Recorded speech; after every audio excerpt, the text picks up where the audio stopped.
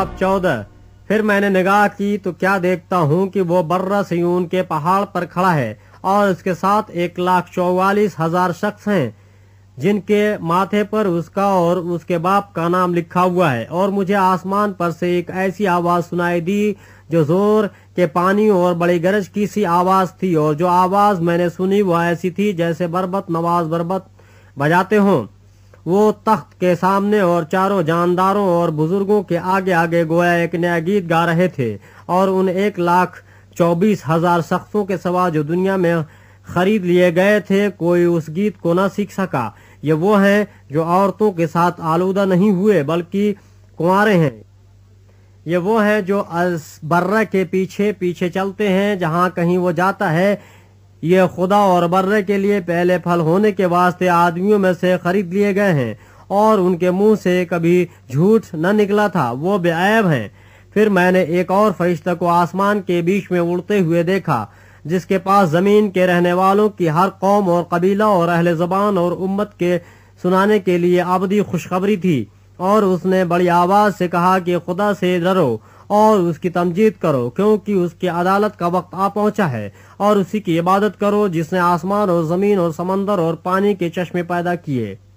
फिर इसके बाद एक और दूसरा फरिश्ता ये कहता हुआ आया कि गिर पड़ा, वो बड़ा शहर बाबुल गिर पड़ा जिसने अपनी हरामकारी के गजबनाक मैं तमाम कौमों को पिलाई है।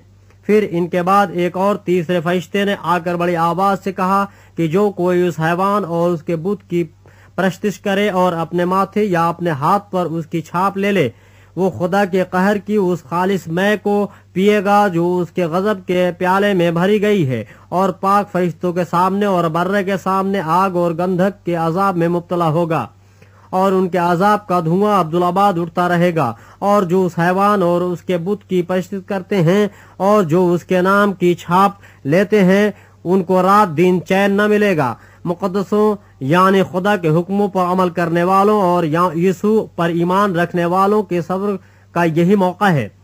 फिर मैंने आसमान में से यह आवाज सुनी कि लिख, मुबारक हैं वो मुर्दे जो अब से खुदाबंद में मरते हैं। रूह फरमाता है, बेशक, क्योंकि वो अपनी मेहनतों से आराम पाएंगे और उनके आमाल उनके साथ साथ होते हैं। फिर मैंने निगाह की तो क्या देखता हूँ कि एक सफेद बादल है, और उस बादल पर आदमजात की मानिंद कोई बैठा है जिसके सर पर सोने का ताज और हाथ में तेज दरांती है। फिर एक और फरिश्ते ने मकदिस से निकलकर उस बादल पर बैठे हुए से बड़ी आवाज के साथ पुकार कर कहा कि अपनी दरांती चलाकर काट, क्योंकि काटने का वक्त आ गया, इसलिए कि जमीन की फसल बहुत पक गई। बस जो बादल पर बैठा था उसने अपनी दरांती जमीन पर डाल दी और जमीन की फसल कट गई।